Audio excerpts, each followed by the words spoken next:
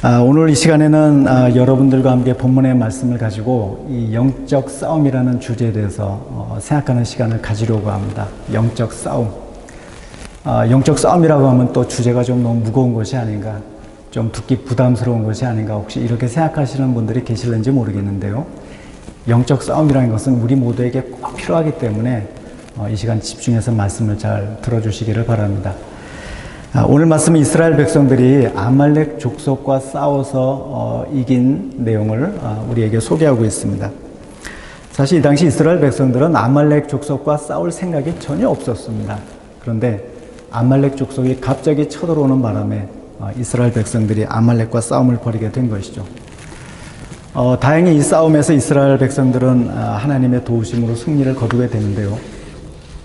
그런데 14절 말씀해 보시면 하나님께서 싸움을 일으킨 아말렉 족속에 대해서 이런 말씀을 하셨습니다. 우리 같이 한번 14절의 말씀을 함께 읽도록 하겠습니다. 여호와께서 모세에게 이르시되 이것을 책에 기록하여 기념하게 하고 여호수아의 귀에 외워 들리라. 내가 아말렉을 없이하여 천하에서 기억도 못하게 하리라. 하나님은 모세에게 이스라엘 백성들이 아말렉과 싸워서 이긴 사실을 책에 기록하게 하시고 기념하라고 하시면서 그 사실을 여호수아로 하여금 외울 수 있게 하라고 말씀하셨습니다. 또 하나님은 앞으로도 아말렉 족속을 다 없애버리셔가지고 아무도 아말렉 족속을 기억하는 사람이 없도록 하시겠다고 아주 무시무시한 말씀을 하셨습니다. 이스라엘 역사를 보면 나중에 사울이 이스라엘의 초대왕이 되고 나서 하나님께서 사울에게 아말렉 족속을 쳐서 하나도 남기지 말고 다 진멸하라고 명령하셨던 말씀이 사무엘상 15장에 나오죠. 그리고 사무엘상 30장에 보시면 다윗이 시글락에서 머물고 있을 때 다윗이 부하들과 함께 한밤중에 이 아말렉 족속을 기습 공격을 해가지고 물리쳤던 사실도 볼 수가 있습니다. 그리고 역대상 4장 42절과 43절에 보시면 그 후로 세월이 많이 지나가지고 유다왕 히스기야 왕 때 시몬 지파 사람들이 그때까지 남아있던 아말렉 족속을 물리치면서 아말렉 족속은 역사 속으로 사라지게 됩니다. 하나님께서 오래전에 이 모세를 통해서 말씀하신 대로 드디어 아말렉 족속을 다 없애버리신 것이죠. 그러면 왜 하나님께서 이렇게 아말렉 족속과 싸워서 이긴 사실을 책에 기록하게 하시고 기념하게 하시고 또 그 사실을 외우게 하시고 또 아무도 아말렉 족속을 기억하는 사람이 없도록 다 없애버리시겠다고 말씀을 하신 것일까요? 혹시 하나님께서 다른 이방 족속들에 비해서 이 아말렉 족속을 더 미워하셨기 때문에 이런 말씀을 하신 것일까요? 그렇지 않습니다. 하나님께서 아말렉 족속에 대해서 그들과 싸워서 이긴 사실을 책에 기록하게 하시고 또 아무도 기억하는 사람이 없도록 다 없애버리시겠다고 말씀하신 것은 단순히 하나님께서 이 아말렉 족속을 다른 이방 족속들보다 더 미워하시기 때문에 이렇게 말씀하신 것이 아니라 영적인 관점에서 하나님 나라의 백성들을 대적하는 존재, 그러니까 원수마귀를 다 없애버리시겠다는 의미에서 이렇게 말씀을 하신 것입니다. 다시 얘기해서 우리는 오늘 본문의 사건에 대해서 그냥 단순히 이스라엘 백성들과 아말렉 족속의 싸움으로만 볼 것이 아니라 하나님의 백성들과 원수마귀와의 영적 싸움이라는 관점에서 바라볼 필요가 있는 것입니다. 왜 우리가 원수마귀와 싸워야 하느냐면 마귀가 우리에게 싸움을 걸어오기 때문에 그렇습니다. 앞에서도 말씀드린 것처럼 이스라엘 백성들은 아말렉 족속과 싸울 생각이 전혀 없었습니다. 그런데 아말렉 족속이 먼저 싸움을 걸어오는 바람에 어쩔 수 없이 이스라엘이 아말렉과 싸우게 된 것이죠. 그래서 영적 싸움이라고 하는 것은 내가 싸우기 싫다고 해서 안 싸울 수 있는 그런 것이 아니고 그리스도인이라면 누구든지 다 싸울 수밖에 없고 또 반드시 싸워서 이겨야만 하는 전쟁입니다. 왜냐하면 우리의 생명이 걸린 문제이기 때문에 그렇습니다. 하나님은 하나님의 백성들인 우리들을 너무너무 사랑하시고 우리에게 많은 은혜와 축복을 베풀어 주셨습니다. 하나님은 예수님의 십자가 은혜로 우리의 모든 죄를 다 용서해 주셨고 우리를 하나님의 자녀로 삼아 주셨습니다. 그래서 우리는 죽어도 구원을 받고 천국에 들어갈 수 있게 되었습니다. 이것은 정말 그 어떤 것과 비교할 수 없는, 그 어떤 것과도 바꿀 수 없는 너무나 놀랍고 귀한 축복이 분명하죠. 그런데 마귀는 우리가 하나님께 사랑을 받고 또 구원이라는 축복을 받고 천국에 들어가는 꼴을 보지를 못하는 것입니다. 그래서 어떻게 해서든지 마귀가 우리의 발목을 붙잡고 늘어지면서 하나님과 우리 사이를 갈라놓고 믿음을 잃어버리게 만들고 마귀의 종으로 삼고 결국에는 멸망하는 인생이 되도록 만들려고 하는 것이죠. 하나님께서 마귀를 미워하시고 마귀를 다 없애버리시겠다고 말씀하신 것도 바로 그래서 그런 것입니다. 그래서 우리는 하나님께서 우리에게 약속하신 그 축복을 내 것으로 삼기 위해서 하나님과 함께 어떻게 해서든지 마귀와 치열하게 영적 싸움을 싸우고 그 싸움에서 이기도록 힘써야 하는 것입니다. 사람들은 보통 다른 사람들하고 잘 싸우죠. 혹시 오늘 교회 오시기 전에 누군가와 다투고 오신 분은 안 계신지 모르겠습니다. 그러나 사람은 우리가 사랑하고 섬겨야 할 대상이지 결코 싸움의 대상이 아닙니다. 우리가 싸워야 될 대상은 오직 원수 마귀밖에는 없는 것이죠.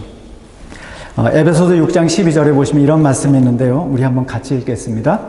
우리의 씨름은 혈과 육을 상대하는 것이 아니요 통치자들과 권세들과 이 어둠의 세상 주관자들과 하늘에 있는 악의 영들을 상대함이라. 지금 여기서 혈과 육은 사람을 가리키고 있습니다. 그리고 통치자들, 권세들, 이 어둠의 세상 주관자들과 하늘에 있는 악의 영들, 이런 표현들은 모두가 다 영적 존재인 원수 마귀를 가리키고 있습니다. 바울은 우리의 싸움의 대상이 혈과 육, 즉 사람을 상대하는 것이 아니라고 이야기하고 있습니다. 우리의 싸움은 오직 이 어둠의 세상을 주관하고 있는 원수 마귀밖에는 없는 것이죠.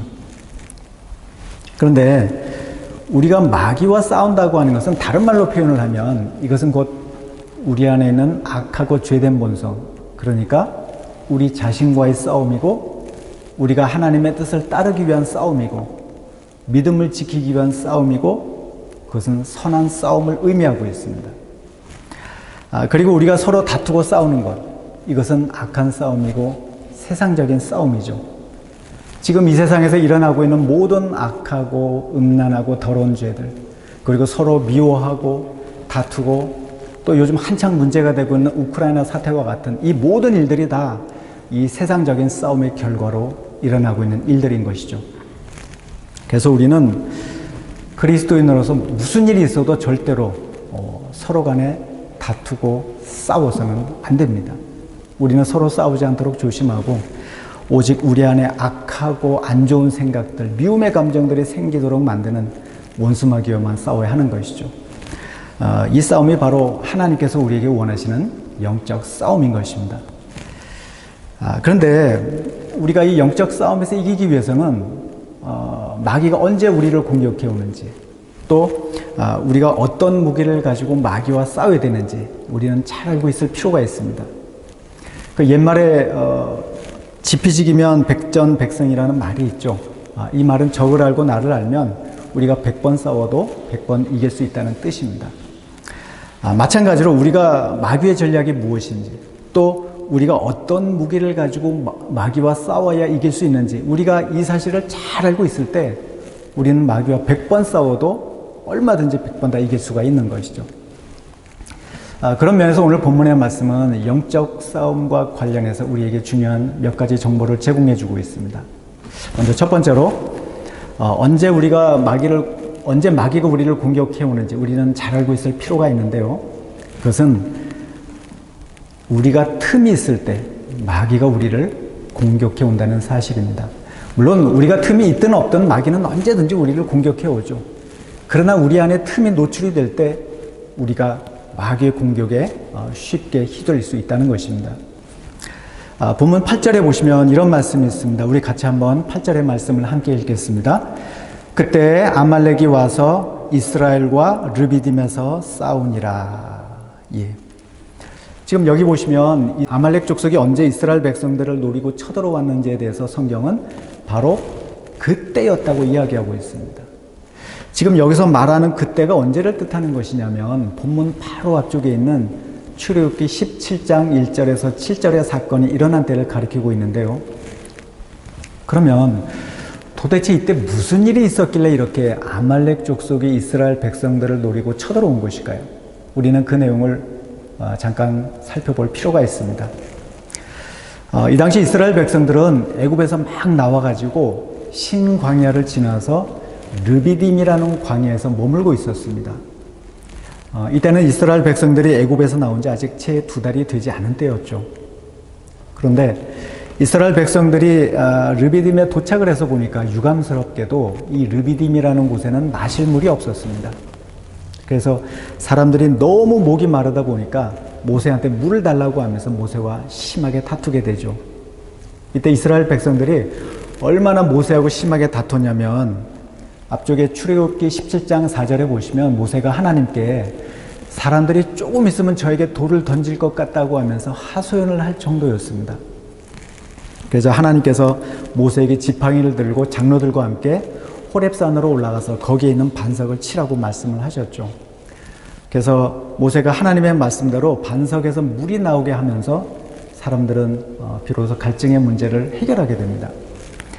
그런데 이 사건과 관련해서 7절에 보시면 이런 말씀이 있습니다. 우리 같이 한번 7절의 말씀을 함께 읽겠습니다.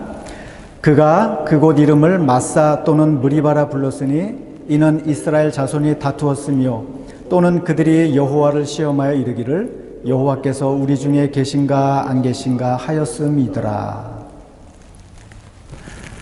마사라는 말은 우리말로 시험이라는 뜻이고 무리바는 우리말로 다툼이라는 뜻입니다. 이것은 사람들이 하나님을 믿지 못하고 시험을 했고 또 모세와 다투었다는 의미에서 모세가 이렇게 마사 또는 무리바라고 이름을 지은 것이죠. 그런데 성경은 이때 사람들이 목이 말라서 너무 힘이 들다 보니까 하나님께서 자기들 중에 계신지 안 계신지 의심을 했다고 이야기하고 있습니다. 다시 말해서 사람들이 하나님께서 자기들의 그 힘든 상황을 아시고 물을 주실 거라고 하는 사실을 믿지 못하고 있었던 것이죠. 지금까지 이스라엘 백성들은 하나님께서 행하신 놀라운 일들을 계속해서 많이 경험하면서 여기까지 왔습니다. 불과 얼마 전에 이스라엘 백성들은 하나님께서 모세를 통해서 애굽에 내리신 그 10가지 재앙들을 직접 자기들 눈으로 목격을 하거나 경험을 했습니다. 또 사람들은 애굽에서 나온 다음에도 홍해 바다가 마른 땅처럼 갈라져서 마른 땅처럼 건너는 놀라운 기적을 경험을 했고 마라의 쓴물이 단물로 바뀌고 매일같이 하늘에서 만나가 내려오는 놀라운 기적을 경험하면서 살아왔습니다. 그런데 사람들이 마실 물이 없자 하나님께서 그동안 행하신 놀라운 일들을 다 잊어버리고 하나님께서 자기들 중에 계신지 안 계신지 의심하는 마음이 들었던 것이죠. 그리고 바로 그때 아말렉 족속이 쳐들어온 것입니다. 그래서 오늘 이 사건은 영적인 관점에서 우리가 하나님을 믿지 못하고 자꾸만 의심하고 그래서 우리 안에 불평과 원망과 안 좋은 마음들이 생길 때 마귀가 바로 그 틈을 노리고 우리를 공격해 온다는 사실을 보여주고 있는 것이죠. 오늘 본문과 같은 내용의 말씀이 신명기 25장 17절과 18절에도 나오는데요. 우리 같이 한번 신명기 25장의 말씀을 함께 읽겠습니다. 너희는 애굽에서 나오는 길에 아말렉이 네게 행한 일을 기억하라. 곧 그들이 너를 길에서 만나 네가 피곤할 때 내 뒤에 떨어진 약한 자들을 쳤고 하나님을 두려워하지 아니하였느니라. 아말렉 족속이 언제 쳐들어왔는지에 대해서 성경은 이스라엘 백성들이 피곤할 때 그리고 그것도 뒤에 처진 약한 사람들부터 맨 먼저 공격을 했고 또 그들이 하나님을 두려워하지 않았다고 이야기하고 있습니다. 다시 얘기해서 사람들이 지금 물을 마시지 못해서 너무 힘들어하고 하나님께서 우리 가운데 계신지 안 계신지 계속해서 의심하는 마음이 들고 그래서 자꾸만 짜증이 나고 입에서 불평하는 말이 나오던 바로 그때 아말렉 족속이 맨 뒤에 뒤처진 약한 사람들부터 건드리면서 공격을 한 것입니다. 이것을 보면 아말렉 족속이 얼마나 야비하고 교활하고 치사한 사람들이었는지 알 수가 있죠. 그런데 이런 아말렉 족속의 모습은 원수마귀의 특징을 단적으로 우리에게 보여주고 있습니다. 마귀는 하나님의 존재를 인정하지만 그러나 하나님을 두려워하지도 않고 오히려 하나님을 대적하는 일들만 골라서 하죠. 또 마귀는 아주 교활하고 야비해서 절대로 정정당당하게 승부하는 법이 없습니다. 그래서 마귀는 언제든지 우리의 틈을 노리고 있다가 조그만 틈이라도 보이기만 하면 어떻게 해서든지 그 틈을 비집고 들어와서 우리를 넘어뜨리려고 하는 것이죠. 그렇게 해서 우리가 자꾸만 하나님을 의심하는 마음이 점점 더 커지게 만들고, 이 안 좋은 감정들이 점점 커지게 만들면서 결국에는 죄를 짓게 만들고, 넘어지게 만들고, 서로 미워하고 싸우고 다투게 만드는 것입니다.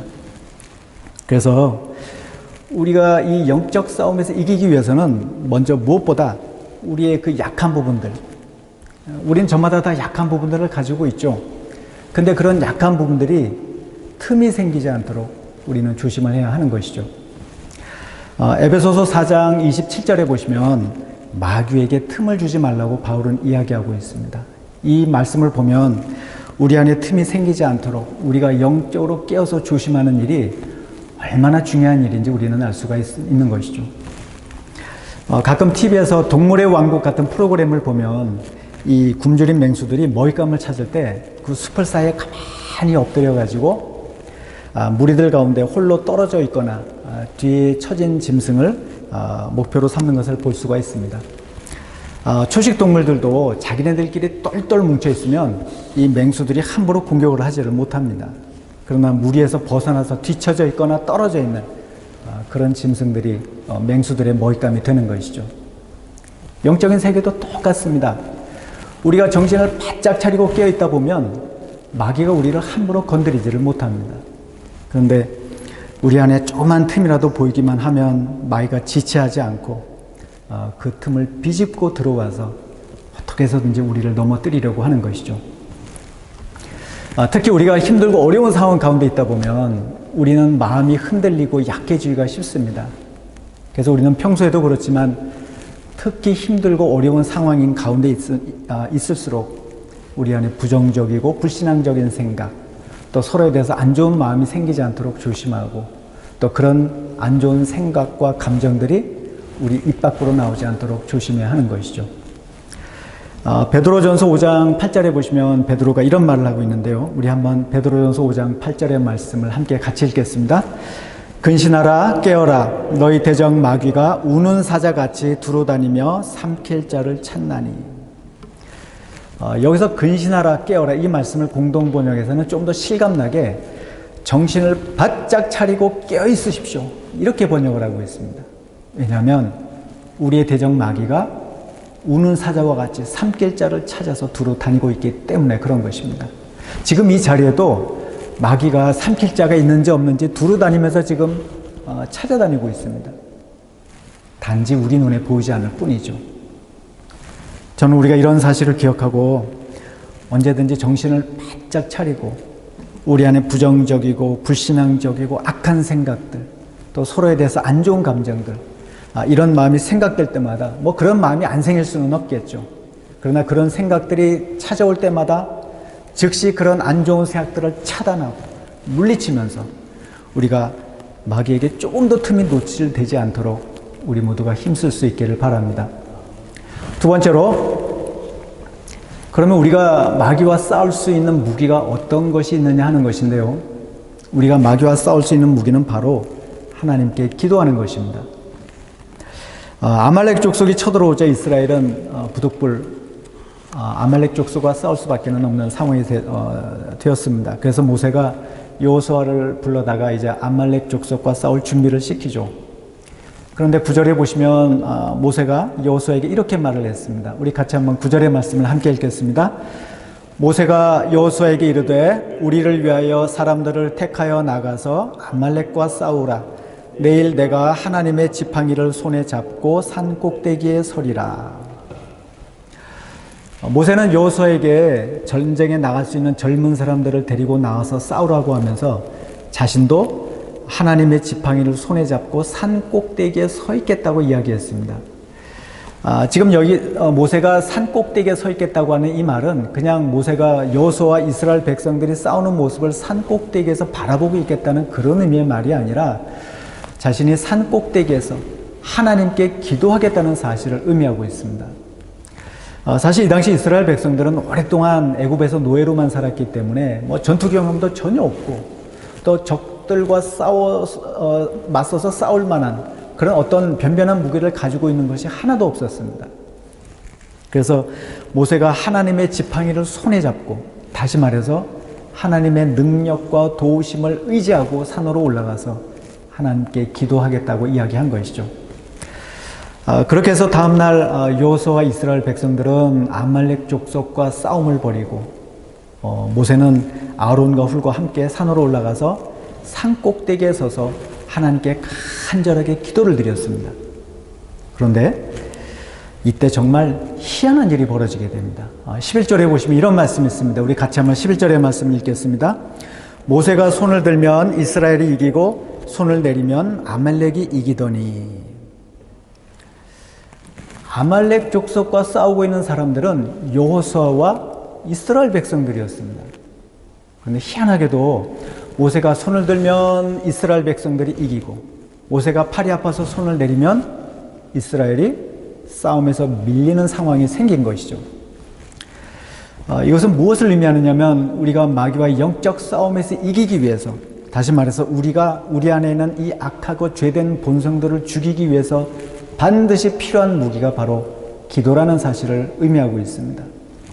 그리고 여호수아와 이스라엘 백성들이 아말렉 족속과의 싸움에서 밀린 것은 우리가 기도하지 않고 우리 힘만 가지고서는 이 마귀와의 영적 싸움에서 절대로 이길 수가 없다는 사실을 보여주고 있는 것이죠. 이때 여호수아와 이스라엘 백성들은 아말렉과의 싸움에서 이기기 위해서 최선을 다했을 것이 분명합니다.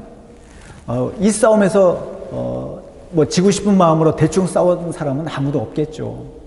그런데 실력이 안 되다 보니까 여호수아와 이스라엘 백성들이 싸움에서 밀릴 수밖에 없었던 것이죠.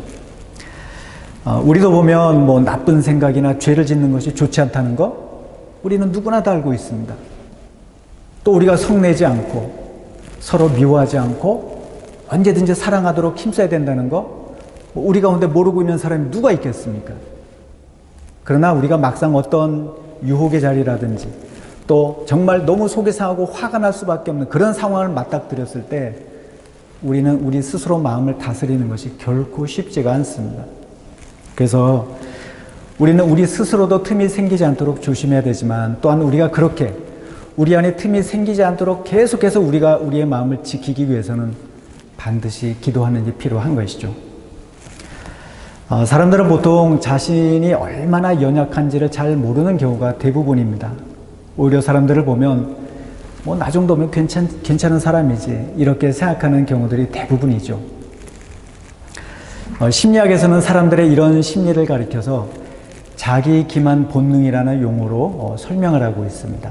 자기 기만 본능. 그러니까 사람들이 자신에 대해서 괜찮은 사람인 것처럼 자기 자신마저도 속이고 기만하는 본능적인 욕구가 있다는 것입니다. 그러나 우리는 우리가 생각하는 것처럼 그렇게 괜찮은 사람들이 아닙니다. 우리는 몰라서도 못하지만 알아도 아는 대로 하지 못하는 너무나 부족하고 연약한 사람들입니다. 반면에 마귀는 우리보다 훨씬 더 지혜롭고 우리보다 훨씬 더 강한 존재이죠. 마태복음 10장 16절에 보시면 예수님께서 제자들에게 너희는 뱀같이 지혜로우라 이런 말씀을 하셨습니다. 지금 이 말씀은 이 마귀가 나쁜 쪽으로 너무너무 지혜롭다는 사실을 의미하고 있는 말씀인데요. 오죽하면 예수님께서 제자들한테 너희는 뱀같이 지혜로우라 이런 말씀을 하셨겠습니까? 그래서 우리가 영적 싸움에서 이기기 위해서는 우리 힘만 가지고서는 절대로 불가능하고 반드시 하나님께서 주시는 힘과 능력이 필요합니다. 또 우리가 하나님께서 주시는 그 힘과 능력을 공급받기 위해서 우리는 반드시 하나님께 기도하는 일이 필요한 것이죠. 그래서 우리가 하나님께 기도할 때 물론 우리가 기도해야 될 제목들 많이 있죠.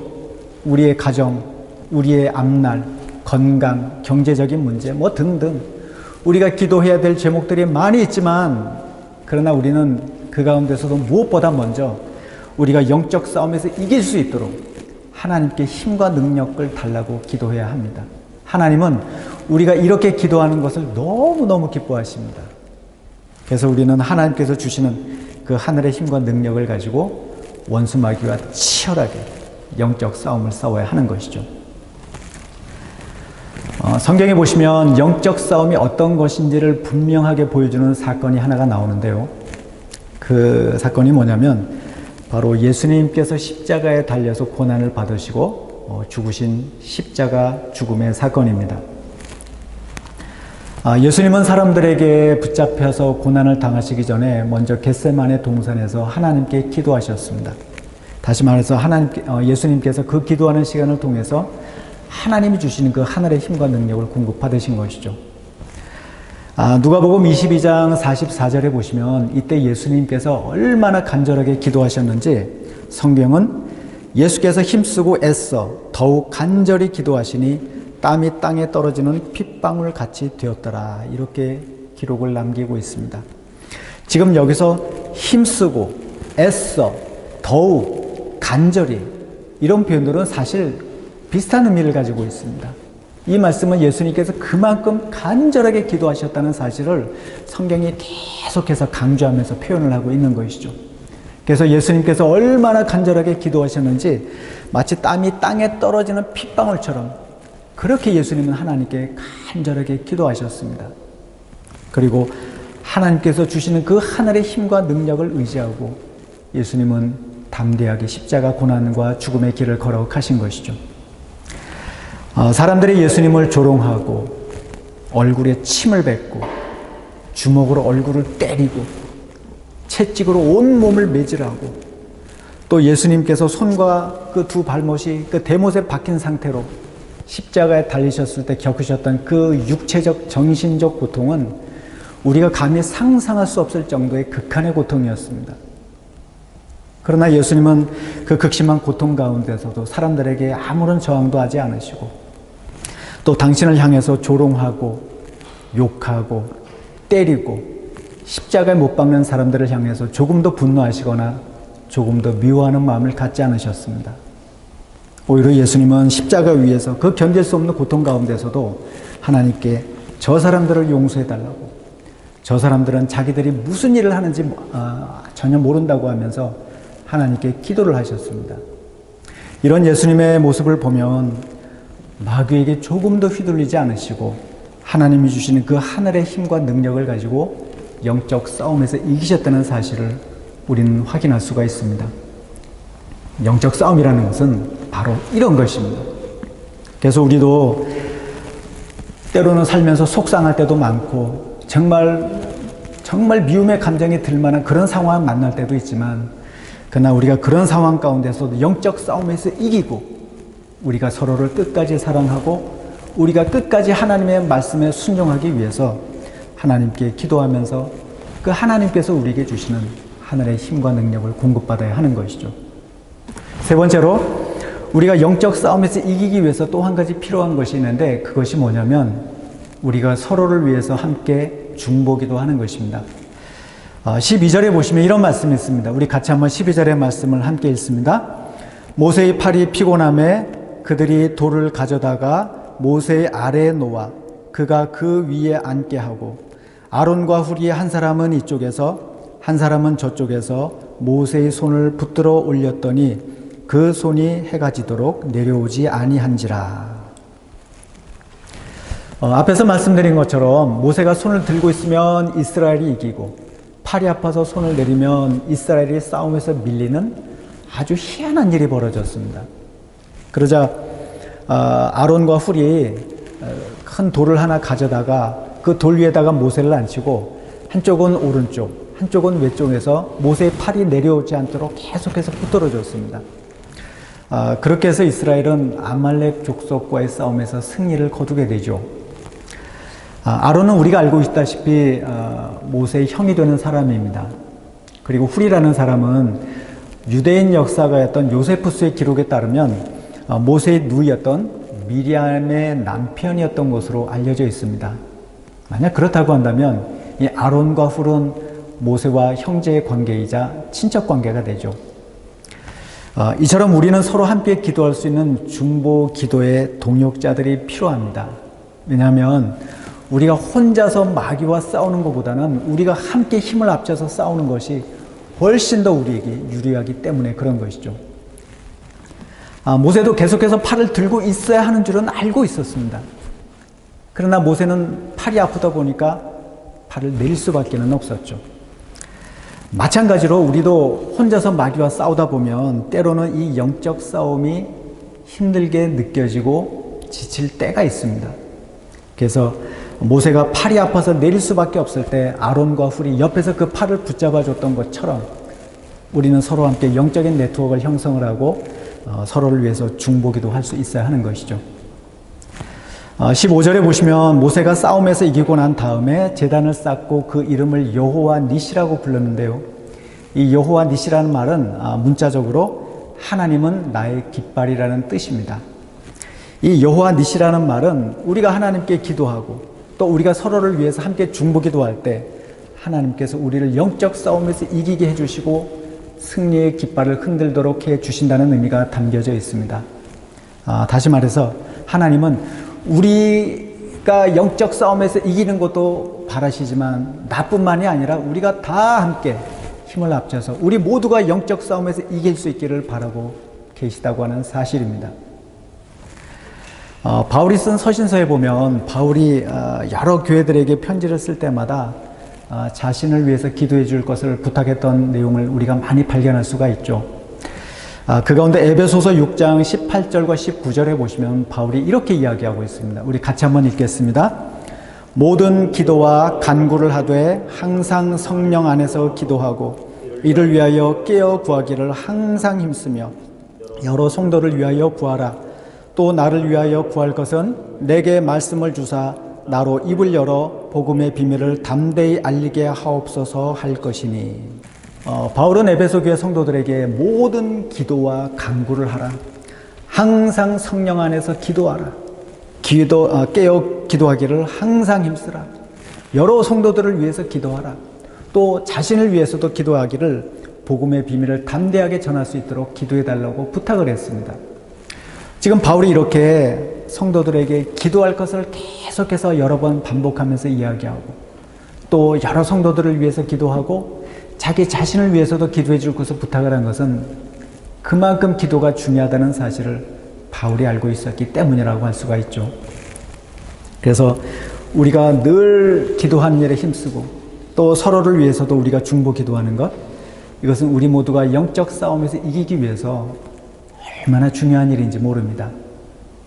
사랑하는 베를린 베델교회 성도 여러분, 지금 우리는 다 치열한 영적 전쟁터에 서 있는 사람들입니다. 저는 우리가 이 영적 싸움에서 이기기 위해서 날마다 정신을 바짝 차리고 우리 안에 틈이 조금 더 노출이 되지 않도록 항상 조심할 수 있기를 바랍니다. 또 뿐만 아니라 우리는 영적 싸움에서 이기기 위해서 하나님께 기도하면서 하나님이 주시는 그 하늘의 힘과 능력을 공급받고 또 우리가 서로를 위해서 함께 중보 기도하는 일에도 힘쓸 수 있기를 바랍니다. 그래서 바라기는 우리가 언제든지 영적 싸움에서 이겨가지고 하나님의 뜻을 따르고 또 언제든지 서로 사랑하고 화목한 관계 속에서 지내면서 승리의 깃발을 흔들 수 있는 믿음의 용사들이 다 될 수 있기를 이 시간 주의 이름으로 축원드립니다.